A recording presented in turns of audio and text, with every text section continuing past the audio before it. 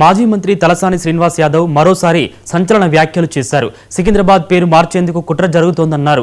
రేపు ఉదయం 9 గంటలకు సికింద్రాబాద్ అస్తిత్వం ఆత్మగౌరవం పోరాటం ర్యాలీ జరుగుతుందని చెప్పారు. సికింద్రాబాద్ రైల్వే స్టేషన్ నుంచి ప్యారడైజ్ మంజు థియేటర్ మీదుగా ఎంజీ రోడ్లోని గాంధీ విగ్రహం వరకు ర్యాలీ కొనసాగుతుందన్నారు. ఈ ర్యాలీకి ఇంటికి ఒకరు చొప్పున సికింద్రాబాద్ నివాసితులు తరలి రావాలని కోరారు.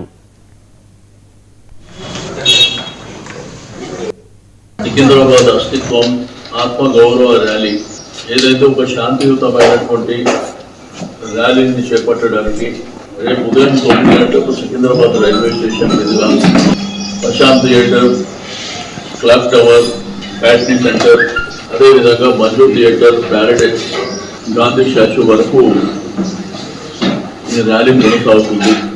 అయితే సికింద్రాబాద్ అస్తిత్వం, సికింద్రాబాద్ ఆత్మగౌరవానికి సంబంధించినటువంటి అంశంలో సికింద్రాబాద్ కంటోన్మెంట్, సికింద్రాబాద్ పరిసర ప్రాంతాల్లో ఉన్నటువంటి ప్రతి ఒక్కరికి రిక్వెస్ట్ చేసేది, ఇంటికి ఒకరు రండి. ఇదే మన యొక్క అస్తిత్వం, మన ఆత్మగౌరవం. అందరూ కూడా భాగస్వామ్యం కావాల్సినటువంటి అవసరం ఉన్నది. నేను ప్రధానమైనటువంటి రాజకీయ పార్టీలు కానీ, స్వచ్ఛంద సంస్థలు కానీ అందరూ కూడా ఇన్వైట్ చేస్తాం. సికింద్రాబాద్ అస్తిత్వం అయితే సికింద్రాబాద్ ఆత్మగౌరవానికి సంబంధించినటువంటి అంశం పరిసర ప్రాంతంలో ఉన్నటువంటి ప్రతి ఒక్కరికి రిక్వెస్ట్ చేసేది, ఇంటికి ఒకరు రండి.